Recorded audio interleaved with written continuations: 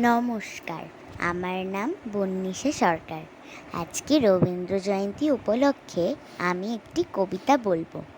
প্রশ্ন লিখেছেন রবীন্দ্রনাথ ঠাকুর। মা গো, আমায় ছুটি দিতে বল, সকাল থেকে পড়েছি যে মেলা।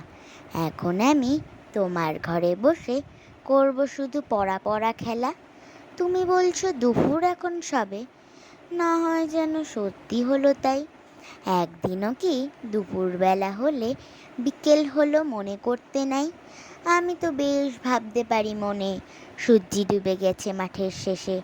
বাগদি বুড়ি চুপড়ি ভরে নিয়ে শাক তুলেছে পুকুর ধারে এসে। আধার হলো মাদার গাছের তলা, কালি হয়ে এলো দিঘির জল। হাটের থেকে সবাই এলো ফিরে, মাঠের থেকে এলো চাষির দল। মণিকর্ণা উঠল সাজের তারা, মনে কর না সন্ধে হলো যেন। রাতের বেলা দুপুর যদি হয়, দুপুরবেলা রাত হবে না কেন?